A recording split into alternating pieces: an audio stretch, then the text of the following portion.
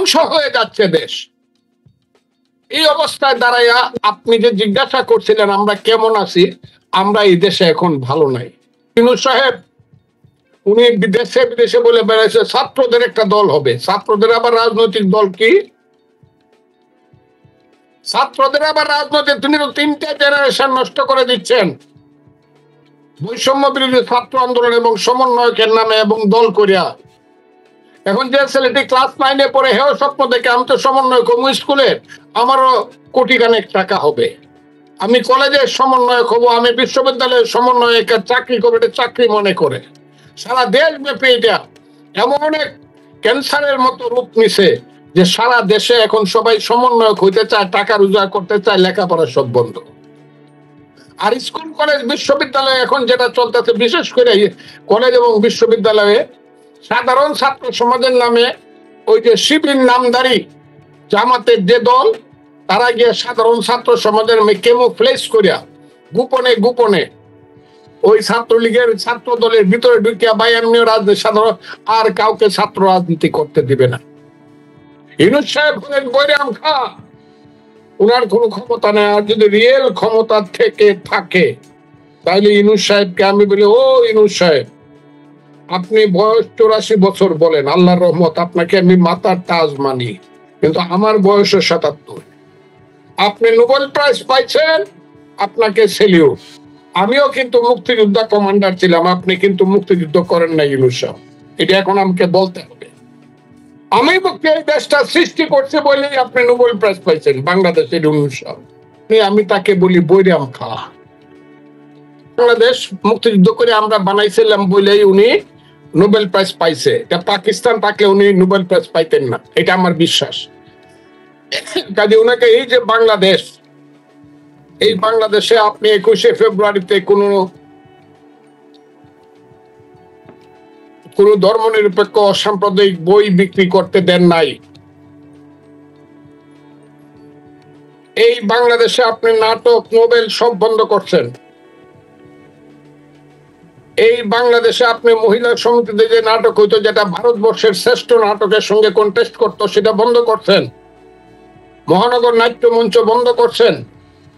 Football খেলা ওই দিন দেখলাম আপনি ওই যে মনে এবং মুখে আপনি এক না, আপনি ফুটবল, মহিলা ফুটবল, মেয়ে নারী ফুটবলদেরকে আপনি 21শে পদক দিচ্ছেন, অথচ নারী ফুটবল আপনি সব জায়গাতে বন্ধ করে দেওয়াচ্ছেন আপনার আমলে। আপনি দিচ্ছেন, এটা এখন আমি বলতে চাই না। যারা বন্ধ করতেছে তৌহিদি জনতার নামে, এরা কারা, কাদের সন্তান, এদেরকে আপনি বের না করলে বুঝে যাবে এদের পিছনে আপনার মদদ আছে। না পাইরে গিয়ে মানুষকে দেখানোর জন্য রাষ্ট্রীয় একটু অনুষ্ঠান করছে, ইউনূস সাহেব একটু বক্তৃতা করছে 21শে ফেব্রুয়ারি, খুব আমাদের জাতির মুক্তি সংগ্রামের প্রথম সোপান, কিন্তু উনি আমার কাছে মনে হয় মনে আর মুখে এক না। এইসব রাজাকারের বাচ্চারা 21শে ফেব্রুয়ারি মাঠটাকে বানাইছে একটা সাম্প্রদায়িক মাঠ। বাংলা একাডেমি থেকে বানাইছে একটা সাম্প্রদায়িক একটা বিল্ডিং, আর 21শে ফেব্রুয়ারি ফুল দেওয়াটাকে বানাইছে বেদা। এখনো তারা এইসব চক্রান্ত করছে। 21শে ফেব্রুয়ারি মাস আমি কোনো গান শুনি নাই, আমার ভাইয়ের রক্তে রাঙ্গানো 21শে ফেব্রুয়ারি গানটি আমার কানে আসে না। আমি আল্লাহর কসম কয়ে বললাম, আল্লাহকে হাজির নাজির যাই না বললাম, হে আল্লাহ তোমাকে আমি হাজির নাজির যাই না বললাম, এখন পর্যন্ত আমার 21শে ফেব্রুয়ারি চলে গেছে, কিন্তু আমার ভাইয়ের রক্তে রাঙ্গানো 21শে ফেব্রুয়ারি গানটা কিন্তু আমি শুনি নাই। যদি কোনো কারণে কোনো মায়ের ঘরে তাদের যে মাই হোক, কোন মায়ের ঘরে যদি তাদের জন্ম হয়ে থাকে, তাহলে আমাকে তারা এই ধরনের গালি দিতে পারেন। আমি কি কইছি, মুক্তিযুদ্ধ যারা মানে না তারা আলবদর রাজাকারের সন্তান। কারণ আলবদর রাজাকাররা যারা মুক্তিযুদ্ধ মানত না, তো 99% মরে গেছে গা। কাজে এরা শুনছে ওদের বাপের কাছে, ওদের তোর দাদারে গাছে তুললে মেরে ফেলছিল রাজাকার হওয়ার কারণে, ওদের ওই জেদটা আমাদের মুক্তিযুদ্ধের প্রতি রয়ে গেছে। সেই আলবদর রাজাকারের সন্তানেরা মুক্তিযুদ্ধ মানতে চায় না। পাবলিকের রিপ্রেজেন্টেশনের মাধ্যমে আসতে হবে পার্লামেন্টে, যারা মেজরিটি হবে তারা সবাইকে নিয়ে সংবিধান পরিবর্তন করবে। খালি বাক বাকুম করলে চলবে না। আমি একা একটা নেতা হয়ে গেছে, 6000 ভোট পাইছে, সর্বশেষ নাকি একটা লোকে 13,000 ভোট পাইছে, সে এখন বলে যে আমি তো তুরস্কের খলিফা, উসমানী আমলের খলিফা, বাংলাদেশের নাকি উনি খলিফা। এবং আগামী ইলেকশনেও 10% ভোট পাইতে যে দলটির কঠিন হবে, সেই দলটি এখন সারা দেশের সবাইকে 2 সাপের 1 বিষ নৌকার ধানের শীষ বইলা, বিএনপি হলো চোর, বিএনপি হলো চান্দাবাজ, ধান্দাবাজ, এরাও দেশ চালাইতে পারবে না, এক দল খাইয়ে গেছে আর এক দল খাওয়ার জন্য ইলেকশন চায়, এইসব কইয়া মাঠে মাঠে ওয়াজ মাহফিল সৃষ্টি করিয়া, ওয়াজের নামে রাজনৈতিক বক্তৃতা করিয়া এই দেশটাকে এমন একটা পর্যায়ে নিয়ে গেছে, যে পর্যায়ে গেলে পরে মানুষ মনে করবে এই দেশে বুঝি ধর্মের নামে ব্যবসা করার রাজনীতি ছাড়া আর কিছু নাই। এখন একটু দাঁড়াইছি, আমরা বলছি না না রে, আছি কিন্তু রে, মানুষ কিন্তু এদেশে আছে। মুক্তিযুদ্ধের মানুষের সংখ্যা হলো দেশে 90%। একটা লোক নামাজ রোজা তেমন করে না, একজন মুসলমান, কলকাতাতে 44 সনের রায়ট হইল, সেই রায়টে ওই যে মুসলমান যে গাঞ্জা খাইতো, পয়সা পয়সা মদ খাইতো, তারা যখন শুনলো যে কলকাতাতে বড় মসজিদ ভাঙিয়ে ফেলবো, না খুদা মসজিদ, মোল্লারা সব ফলাই গেল গা। কিন্তু গাঞ্জা খাইতো, মদ খাইতো, গুন্ডামি করতো, ওরা দৌড়ায় গেল রামদাউলে, আয় দেখি আমার মসজিদ কে ভাঙবে। ঠিক তেমনই যারা মনে করছিল যে মুক্তিযুদ্ধ কইলেই বুদ্ধি বাইসে যাবো গা, মুক্তিযুদ্ধ চলে যাবো গা, স্রোতে চলে যাবো, না, এই দেশে 90%-এর উপরের লোক মুক্তিযুদ্ধকে পছন্দ করে, মুক্তিযুদ্ধকে বিশ্বাস করে। মুক্তিযুদ্ধের তার বাপের নামকে যে মুক্তিযোদ্ধার সন্তান, তার বাবা রিক্সাওয়ালা হইলেও সেই মুক্তিযোদ্ধা বলে, আমারে চেনেন না, আমি রিক্সা ভাই, কিন্তু আমি কিন্তু মুক্তিযোদ্ধা। এই গৌরব এখনো বাংলাদেশে আছে।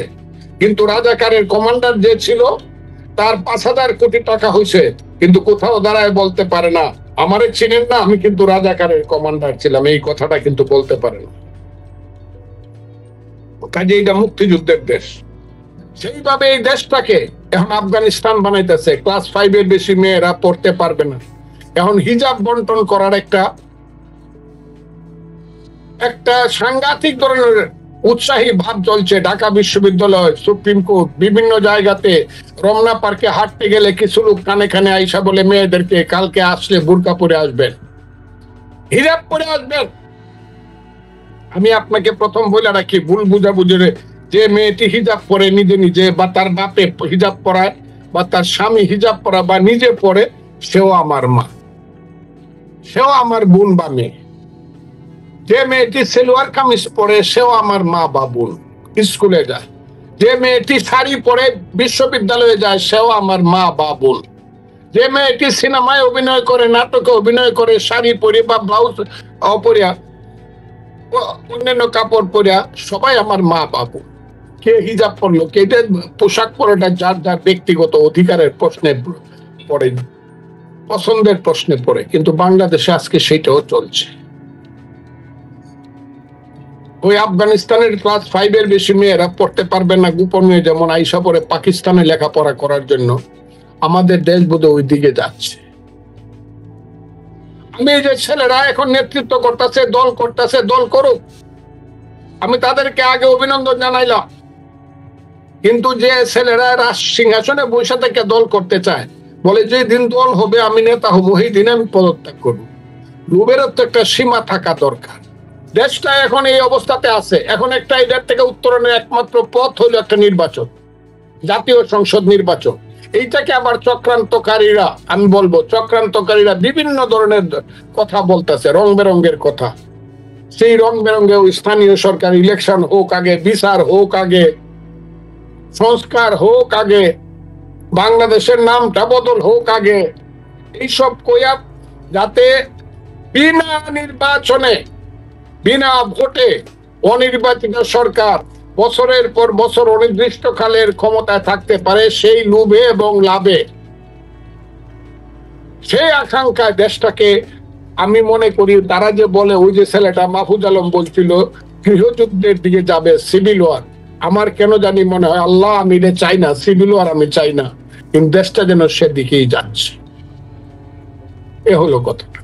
আমার কথা হলো যে দেখেন, দলের যে মূল যে সিদ্ধান্তমূলক যে ব্যাপারগুলো, ডিসিশন মেকিং, এটার আমি কেউ না।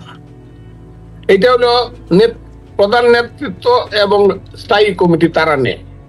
আর জামাতের সাথে যখন রিলেশন হয়েছিল, একসাথে সরকার করছিল, তখন আমি বিএনপি করতাম। 2000 আমি 2006 সনের পরে বিএনপিতে আসছি। যখন বিএনপি কেউ করে না, খুব দুর্দিন বিএনপি, তখন দেশনেত্রী বেগম খালেদা জিয়া আমাকে ডাকছে, আমি বিএনপিতে গেছি। কাজেই আমি আসার পরে বিএনপির সঙ্গে জামাতের সেই রিলেশনটা আর কোনোদিন গড়ে ওঠে নাই। তবে মাঝে মধ্যে দেখছি আমাদের মার্কাটা তারা দিছে, কিন্তু একসাথে ইলেকশন হয়েছে সেটা পরের কথা। কিন্তু আমাদের মার্কা নিয়ে তাদের দাঁড়িপাল্লা মার্কা বন্ধ করে দেওয়া হয়েছিল। আমাদের মার্কা নিয়ে তারা তাদের রাজনৈতিক অস্তিত্ব টিকায় রাখছে। এখন তারই প্রতিদান দিতেছে দুই সাপের এক বিষ, নৌকার দানের শীষ বইলা। এই প্রতিদানটা তাদের কাছ থেকে আমরা পাইতেছি। কাজেই এটা আমার কাছ থেকে অতটা উত্তর পাবেন না। তবে আমি মনে করি বাংলাদেশের মানুষ যেভাবে জায়গা উঠছে, এটা কোনো দলের ব্যাপার না। মুক্তিযুদ্ধ হলো সারা জাতির ব্যাপার। মুক্তিযুদ্ধটা হয়তো বাংলাদেশের ব্যাপার, বাঙালি জাতির। যতদিন বাঙালি জাতি থাকবে, বাংলাদেশি জাতি থাকবে, ততদিন মুক্তিযুদ্ধ থাকবে। এখন এই জায়গাতে জিনিসটা এসে দাঁড়াইছে।